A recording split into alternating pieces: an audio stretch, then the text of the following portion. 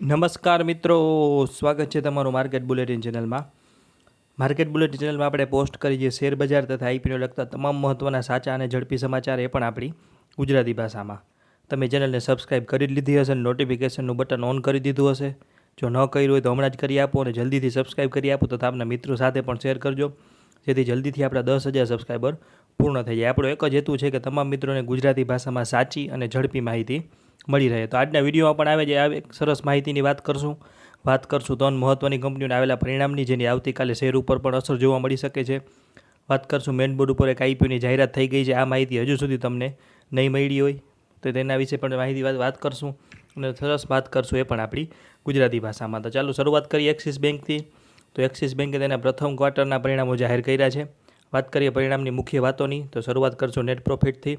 તો બેંકનો ચોખ્ખો નફો 5,806 કરોડ રહ્યો છે, જે ગયા વર્ષના સમાન ક્વાર્ટરમાં 6,034 કરોડની સરખામણીમાં 4% ઓછો છે. વાત કરીએ નેટ ઇન્ટરેસ્ટ ઇન્કમની તો મુખ્ય કમાણી એટલે કે નેટ ઇન્ટરેસ્ટ ઇન્કમ 13,560 કરોડ રહી છે, જે આ ગયા વર્ષની સરખામણીમાં 0.8%નો નજીવો વધારો દર્શાવે છે. વાત કરીએ પ્રોવિઝન્સની તો આ ક્વાર્ટરમાં બેંકે જોખમી લોન સામે પ્રોવિઝનમાં નોંધપાત્ર વધારો કર્યો છે. કુલ પ્રોવિઝન્સ વધીને 3,947 કરોડ થયું છે અને Q1 FY20માં 2,039 કરતાં ઘણું વધારે છે. પ્રોવિઝન્સમાં વધારો નફામાં ઘટાડાનું એક મુખ્ય કારણ છે અને તે ક્રેડિટ રિસ્ક પ્રત્યે સાવચેતીભર્યા અભિગમને દર્શાવે છે. હવે વાત કરશું ઓપરેટિંગ પરફોર્મન્સની તો બેંકનું ઓપરેટિંગ પ્રોફિટ 14% વધ્યું છે, 11,515 કરોડ થયું છે. ઓપરેટિંગ આવકમાં 8%ની વૃદ્ધિ જોવા મળી છે, જ્યારે ઓપરેટિંગ ખર્ચમાં માત્ર 2%નો વધારો થયો છે, જે બેંકની કાર્યક્ષમતામાં સુધારો દર્શાવે છે. હવે વાત કરીએ લોન વૃદ્ધિની તો લઘુ અને મધ્યમ ઉદ્યોગો એટલે કે એસએમઈ લોન વૃદ્ધિમાં 16%ની વૃદ્ધિ જોવા મળી છે, કોર્પોરેટ લોનમાં 9% અને મિડ કોર્પોરેટ સેગમેન્ટમાં 24%નો મજબૂત વધારો જોવા મળ્યો છે. અને વાત કરીએ એસેટ ક્વોલિટીની તો બેંકની નેટ એનપી એટલે કે નોન પરફોર્મિંગ એસેટ 0.33%થી વધીને 0.45% થઈ છે. આ સૂચવે છે કે બેંકની લોનની ગુણવત્તામાં થોડો ઘટાડો થયો છે અને ગ્રોસ એનપીએ રેશિયોમાં સુધારો જોવા મળ્યો છે, જે 1.43%થી ઘટીને 1.28% થયો છે. તો આ પરિણામનો એવું નિષ્કર્ષ આવે છે કે એક્સિસ બેંકે આ ક્વાર્ટરમાં નફામાં ઘટાડો નોંધાવ્યો છે, જે મુખ્યત્વે પ્રોવિઝનમાં થયેલ રકમમાં નોંધપાત્ર વધારાના કારણે છે. જો કે બેંકનું ઓપરેટિંગ પરફોર્મન્સ મજબૂત રહ્યું છે અને લોનની વૃદ્ધિ પણ સારી રહી છે. ખાસ કરીને એસએમઈ અને મિડ કોર્પોરેટ સેગમેન્ટમાં એસેટ ક્વોલિટી પર ધ્યાન આપવાની જરૂર છે, એટલે કે સ્ટોક ઉપર આવતીકાલે થોડું દબાણ જોવા મળી શકે છે. હવે વાત કરશું જીઓ ફાઇનાન્શિયલ સર્વિસ લિમિટેડની તો જીઓ ફાઇનાન્શિયલ સર્વિસ લિમિટેડે તેના પ્રથમ ક્વાર્ટરના પરિણામો આજે રજૂ કર્યા છે.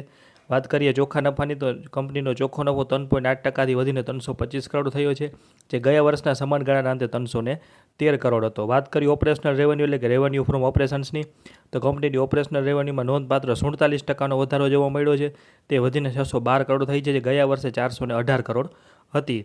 અને માર્ચ 2025 ક્વાર્ટરની સરખામણીમાં આ ક્વાર્ટરમાં કંપનીનો ચોખ્ખો નફો 316 કરોડ થયો છે, જેમાં આ ક્વાર્ટરમાં 2%નો ઘટાડો થયો છે. જો કે ઓપરેશનલ રેવન્યુમાં મોટો ઉછાળો જોવા મળ્યો છે. તો આ પરિણામો સકારાત્મક છે, ખાસ કરીને રેવન્યુમાં 47%નો મોટો ઉછાળો અને કંપનીના વ્યવસાય વિસ્તરણ અને આવકમાં વધારો સૂચવે છે, એટલે કે સ્ટોક ઉપર પોઝિટિવ અસર જોવા મળી શકે છે. હવે વાત કરશું આપણે વિપ્રોની એટલે કે આઈટી સેક્ટરના દિગ્ગજ સ્ટોકની તો વિપ્રોનો Q1 FY26ના પરિણામો આજે રજૂ થયા છે.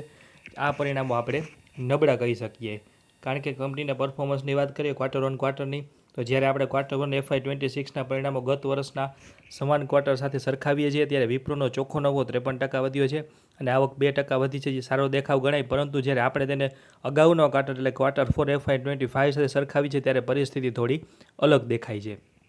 વાત કરીએ તો નફામાં ઘટાડો થયો છે. વિપ્રોનો ચોખ્ખો નફો Q1 FY26માં 3,330 કરોડ નોંધાયો છે, જ્યારે Q4 FY25માં આ નફો 3,588 કરોડ હતો. આનો અર્થ એ થયો કે Q4 FY25ની સરખામણીમાં Q1 FY26માં નફામાં આશરે 7%નો ઘટાડો જોવા મળ્યો છે. વાત કરીએ આવકમાં પણ ઘટાડો થયો છે.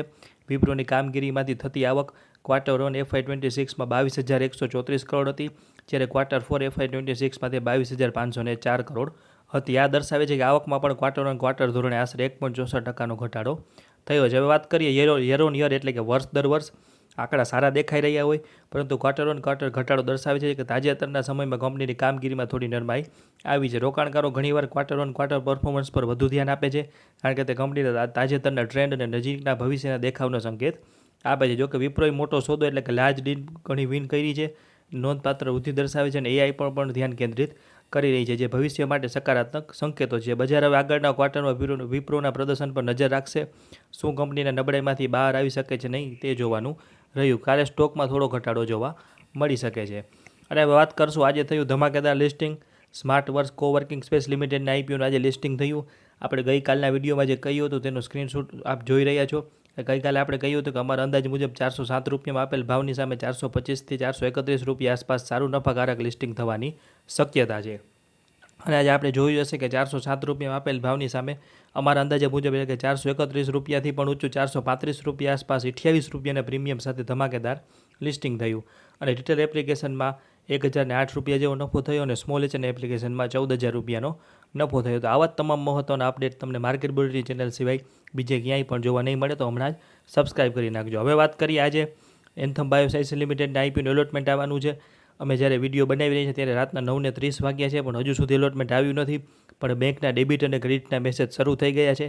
તો આઈપીઓનું એલોટમેન્ટ જોવા માટે તમે કેફિનટેકની વેબસાઇટ ઉપર વિઝિટ કરી શકો છો, જેમાં તમને આઈપીઓનું એલોટમેન્ટ મળી શકે છે. સિમ્પલી તમે ગૂગલમાં જઈને કેફિનટેક આઈપીઓ એલોટમેન્ટ સ્ટેટસ ટાઈપ કરશો એટલે તમને લિંક મળી જશે.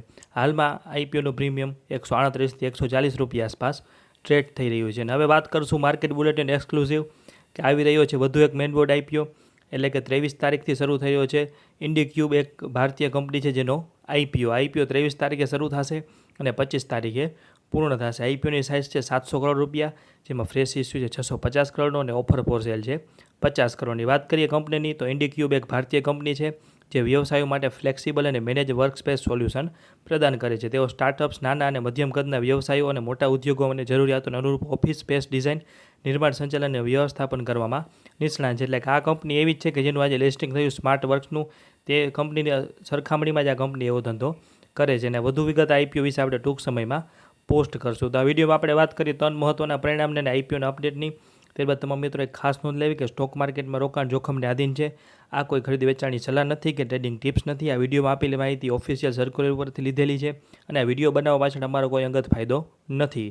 કોઈપણ પ્રકારનું રોકાણ કરતાં પહેલાં કે આઈપીઓમાં એપ્લાય કરતાં પહેલાં આપણે નાણાકીય સલાહકારની સલાહ લેવી જરૂરી છે. આવા તમામ મહત્ત્વના અપડેટ એ પણ આપણી ગુજરાતી ભાષામાં મેળવવા માટે માર્કેટ બુલેટિન ચેનલને હમણાં જ લાઇક, શેર અને સબસ્ક્રાઇબ કરો અને જલ્દીથી આપણે 10,000 સબસ્ક્રાઇબર પૂર્ણ થઈ જાય તેમાં સહયોગ કરો. જો માહિતી સારી લાગી હોય તો વિડીયોને જરૂર લાઇક કરજો અને ચેનલને સબસ્ક્રાઇબ કરજો. અને કોઈ પણ પ્રશ્ન હોય તો આપ કોમેન્ટમાં પૂછી શકો છો. આભાર.